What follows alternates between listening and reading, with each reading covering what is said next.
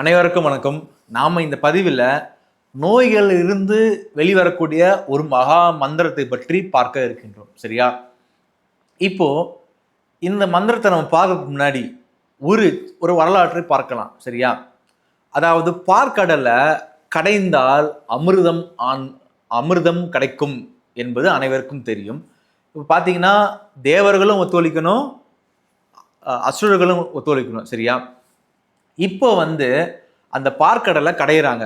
அமிர்தம் வந்தது அதெல்லாமே தண்ணி சரித்திரம், தண்ணி வரலாறு, அதுக்குள்ள நம்ம போக வேணாம். நம்ம இப்போ நோய்களிலிருந்து நம்ம எப்படி பாதுகாப்பது அப்படின்ற விஷயத்துக்குள்ள மட்டும் நம்ம இப்போ போகலாம். சரியா? இப்போ தேவர்களும் அசுரர்களும் பார்க்கடலை கடைகிறார்கள். அப்பொழுது பகவான் மகாவிஷ்ணு ஒரு அவதாரத்தை எடுக்கிறார். அதுதான் தன்வந்திரி பகவான் அவதாரம். சாட்சாத் அந்த பகவான் மகாவிஷ்ணுவே எடுத்த பரிபூர்ண அவதாரம் தான் தன்வந்திரி பகவான்.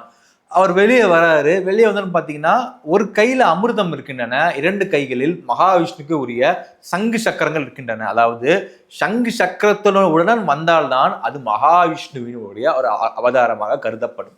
அதனால எல்லா அவதாரத்திலையும் பகவான் மகாவிஷ்ணு நம்முடைய பெருமாள் பார்த்தீங்கன்னா வராக அவதாரமாக இருந்தாலும் சரி, நரசிம்ம அவதாரமாக இருந்தாலும் சரி, இப்படி எத்தனை அவதாரங்கள் எடுத்தாலும் ஒரு அடையாளத்திற்காக, தன் பக்தர்களுக்கு தான் வந்திருக்கிறேன் என்கின்ற ஒரு அடையாளத்துக்காக சங்கு சக்கரத்துடன் தான் பெருமாள் அவதாரம் செய்வார். சரியா? இப்போ அவர் வெளியே வராரு, தன்வந்திரி பகவான் வெளியே வராரு. இவரோட ஒரு கையில பாத்தீங்கன்னா அமிர்தம் இருக்கின்றன. இந்த அமிர்தம் எப்படிப்பட்டது பார்க்கலாம். இந்த அமிர்தம் சாப்பிட்டால் நோயும் வராது, மரணமும் வராது. அதாவது ஒரு நோய் என்ன ஆகும், அதோடைய உச்சபட்ச தண்டனை என்ன, நோய் வந்தால் நம்மளுக்கு இருக்கக்கூடிய உச்சபட்ச பாதிப்பு மரணம். சரியா? அந்த மரணத்திற்கு எதிராக இருப்பதுதான் மரணமில்லா பெருவாழ்வு, அதை தருவதுதான் அமிர்தம். ஆகவே இதுல இருந்து நீங்க தெளிவா புரிஞ்சுக்கலாம். அதாவது ஒருவருக்கு நோய் வந்தால் அந்த நோய் கொடுக்கக்கூடிய உச்சபட்ச பாதிப்பு மரணம். அந்த மரணத்திற்கு எதிரானது மரணமில்லா பெருவாழ்வு.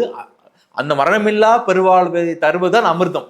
ஆகவே இதுதான் ஒரு சிக்னிபிகன்ஸ். அதாவது தன்வந்திரி பகவானை வழிபட்டால் நோய்கள் தீரும் என்பதற்காக. சரியா? இப்போ இந்த தன்வந்திரி பகவானால் உபதேசிக்கப்பட்டதுதான் ஆயுர்வேத சாஸ்திரம். சரியா? இப்போ இந்த தன்வந்திரி பகவானை நாம் மந்திரம் மூலியமாக உபதேசிக்கின்ற பொழுது நம்மளுக்கு பார்த்தீங்கன்னா நோய்கள் குணமாகும். இப்போ நான் அந்த மந்திரத்தை வெளியிடுவதற்கு முன்பாக அந்த மந்திரத்தை எப்படி ஜபிக்கணும் என்பதை தெளிவாக பார்த்துடலாம். சரியா? காலையில 4 இருந்து 6 மணிக்குள்ள எழுந்து தலைக்கு நீராடி திருநாமம் இட்டு ஒரு தர்பை பாயை விரிங்க. இல்லை தர்பை பாய் இல்லாதவங்க ஒரு சாதாரண ஒரு டவலோ தரையில விரிச்சு நான் அடியேன் சொல்லக்கூடிய மந்திரத்தை 108 முறை ஜபம் செய்ய வேண்டும். அது மட்டும் இல்லாம நான் டிஸ்கிரிப்ஷன் தரேன். அந்த மந்திரத்தை நான் ஓப்பனாக சொல்றேன். டிஸ்கிரிப்ஷன்லேயே அந்த மந்திரத்தை நான் உங்களுக்கு நான் தரேன். சரியா? இப்போ காலையில முடியாதவங்க மாலை ஒரு 6 மணிக்கு செய்யலாம். இல்லை 2 வேலையுமே செய்யலாம். ஒரு தீவிர நோய் இருக்குது, இல்லை நான் ரொம்ப இந்த மந்திரத்தை நான் ஜபிக்க ஆசைப்படுறேன், பிடிச்சிருக்கு அப்படின்னா நீங்க காலையிலும் ஜபிக்கலாம், மாலையிலும் ஜபிக்கலாம். சரியா? இப்போ அந்த அந்த மந்திரத்தை நீங்கள் தொடர்ந்து சொல்ல உங்களுடைய நோய்கள் கரைய ஆரம்பிக்க விடும். நீங்களாகவே கரைவதை உணரலாம். அப்படிப்பட்ட ஒரு நீங்களே அந்த மந்திரம் சொல்ல என்ன ஆகும் அப்படின்னா உடம்புல நோய்கள் போவதை நீங்களே அந்த மந்திரம் கண்ண மூடி ஜபிக்கும் போதே நீங்க நல்லா உணரலாம். நம்மளை விட்டு நோய் வெளியாகி கொண்டிருக்கின்றதை நீங்க நல்லா நன்றாக உணரலாம். பெரும்பாலும் அந்த நோயை குணப்படுத்தி கொண்டிருக்கின்றார் என்பதை நீங்கள் ரொம்ப நன்றாகவே நீங்க உணரலாம். அப்படிப்பட்ட மந்திரம் இது. சரியா? இப்போ இந்த மந்திரத்தை எந்த மனநிலையில ஜபிக்கணும் அப்படின்னு பார்க்கலாம்.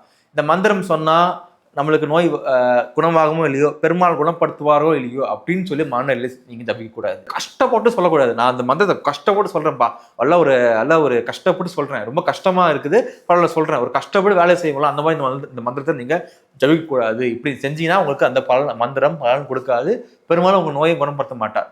அப்போ எப்படி சொல்லணும், இந்த மந்திரத்தை ரொம்ப ஆசையோடு, ரொம்ப அன்போடு, பக்தியுடன் பெருமாளிடம் சொல்ல வேண்டும். பெருமாளை நீங்க எப்படி சொல்லணும் அப்படின்னா, பெருமாளே இந்த எப்படியோட மனநிலை சொல்லணும் அப்படின்னா, பெருமாளே நான் மந்திரத்தை சொல்றேன், இந்த மந்திரத்தை சொல்லி நீங்க நோயை குணப்படுத்தணும், அதுக்காக மட்டும் நான் சொல்லலப்பா, அது ஒரு சைடு எஃபெக்ட். நான் ஏன் சொல்றேன்னா, இந்த மந்திரம் சொல்லும் போதே எனக்கு ஆனந்தமா இருக்குது, அந்த ஆனந்தத்துக்காக சொல்றேன். இந்த மந்திரம் சொல்லும் போதே எனக்கு ரொம்ப ஒரு பேரானந்தமா இருக்குது. இந்த மந்திரம் எனக்கு ரொம்ப பக்தியா சொல்றேன், உங்களை நான் துதிக்கணும். நீங்க ஒரு காலத்துல நீங்க வந்து தன்வந்திரி பகவானா நீங்க வந்து நோய்கள் வந்து நிவர்த்தி பண்றதுக்காக ஒரு ஆயுர்வேத சாஸ்திரத்தை நீங்க கொடுத்தீங்க. அதற்காக அந்த உங்களை துதிக்கணும்காக நான் சொல்றேன் அப்படின்னு சொல்லி நல்ல மனதோடு பக்தியுடன் ரொம்ப அன்பா ரொம்ப இனிமையா ரொம்ப பிடித்து ஆனந்தமா அந்த மந்திரத்தை நீங்க ஜபிச்சுட்டு வந்தீங்கன்னா நிச்சயமாக பெருமாள் உங்களோட நோயை நல்லபடியா குணப்படுத்துவார். அவருக்கு எதுவோ நிச்சயமா செய்வார். அவருக்கு ஒவ்வொருத்தருக்கும் ஒரு நோய் என்பது அளவுகோல இருக்கும். அதுக்கேற்ற மாதிரி அவங்களோட நிலைமையில அவங்களுடைய நோய்க்கு உகந்த மாதிரி நிச்சயமா இந்த பெருமாள் உங்களுக்கு அனுகிரகம் கொடுப்பார். இதுல எந்த சந்தேகமும் கிடையாது. அது மட்டும் இல்லாம ஒவ்வொருத்தருக்கோட நோயுடைய அளவுகளை பொறுத்து கொடுப்பார். அதாவது வந்து நீங்க எப்படி கணக்கிடணும்னா ஒரு சில ஆயுர்வேதம் சொல்லியிருக்காங்க, ஒரு சில நோயை குணப்படுத்தலாம், குணப்படுத்த முடியாத ஒரு நோயும் இருக்கின்றன. இந்த மந்திரத்தை நீங்க தினந்தோறும் ஜபிக்கும் போது குணப்படுத்த முடியாத நோய் இருந்தாச்சுன்னா அது பெருமாளோட சித்தம். அது குணமாகவும் இருக்கலாம். ஆனால் நல்லா உங்களுக்கு பல பல பல நிலைமையை விட நல்ல ஒரு எஃபெக்ட் தெரியும். நிச்சயமா பழைய மோசமான நிலைமைக்கு இது வந்து நல்ல ப்ரோக்ரஸான ஸ்டேஜ்ல கொடுக்கும். இது வந்து நம்ம சொல்லவே முடியாது. இது எப்படி பெருமாளோட அனுகிரகம் கொடுப்பாருன்னு. பெரிய மிராக்கள் நடக்கலாம், அல்லது உங்களுக்கு நல்லபடியாக கட்டுப்பாடும் நடக்கலாம். அது பெருமாளுடைய சித்தத்தை பொறுத்து உங்களுக்கு பலன் கொடுக்கும். இப்போ அந்த மந்திரத்தை நான் சொல்ல போகிறேன். மந்திரத்தை பொதுவாக பார்த்தீங்கன்னா ஆச்சாரியர்கள் மூலியமாகத்தான் உபதேசமாக பெற வேண்டும். ஆனால் இது வந்து மிக முக்கியமான மந்திரம். எல்லாருக்குமே நோய் மாதிரி இருக்கின்றன. அதுவும் இந்த காலகட்டத்தில் மாடர்ன் லைஃப்ல எல்லாருக்குமே நோய் இருக்கிறது. ஆகவே அதை கருத்தில் கொண்டு அனைவரும் பலன் பெற வேண்டும் என்கின்ற உயர்ந்த நல்ல நோக்கத்தில் இந்த மந்திரத்தை நான் அடியேன் இப்ப சொல்றேன். டிஸ்கிரிப்ஷனே இந்த மந்திரம் இருக்கும். ஓம் நமோ பகவதே வாசுதேவாய தன்வந்திரலயே அமிர்த கலச அஸ்தாய சர்வாமாய் விநாசாய திரிலோகநாதாய ஸ்ரீ மகாவிஷ்ணுவே நமக. இதுதான் அந்த உயர்ந்த மகா மந்திரம், தன்வந்திரிக்கான மந்திரம். இதை நீங்கள் தொடர்ந்து ஜபிக்க வேண்டும். இந்த மந்திரத்தோட லிங்க் பார்த்தீங்கன்னா டிஸ்கிரிப்ஷன்லயும் இருக்கிறேன். பிறகு ஏன் இந்த மந்திரத்தை நீங்களும் ஜபிங்க, நோய்வாய்ப்பட்டவங்களுக்கும் கொடுங்க. எல்லாரும் ஜபித்து இந்த மந்திரத்தின் நல்ல கர்மப்படி பாராயணம் செய்து நல்ல ஒரு நிலையில அனைவரும் வாருங்கள். அது மட்டும் இல்லை, நோய்கள் இருந்தால்தான் இந்த மந்திரத்தை ஜபிக்கணும் என்ற ஆசையும் கிடையாது, பாராயணம் செய்ய வேண்டும் என்ற ஆசையும் கிடையாது. நோய் இருந்தால்தான் இந்த மந்திரத்தை பாராயணம் செய்ய வேண்டும் என்கின்ற கட்டாயமும் கிடையாது. நல்ல உடல்நலம் வேண்டுமா, நல்ல உடல்நல ஆரோக்கியம் வேண்டுமா, நல்லபடியாக இன்னும் நல்ல உடல்நிலை ஆரோக்கியம் வேண்டுமா, அப்படிப்பட்டவர்களும் இந்த மந்திரத்தை தினம்தோறும் பாராயணம் செய்யலாம். மிகுந்த மகிழ்ச்சி. வேறொரு பதிவில் சந்திக்கிறேன். நன்றி, வணக்கம். ஓம் நமோ நாராயணாய.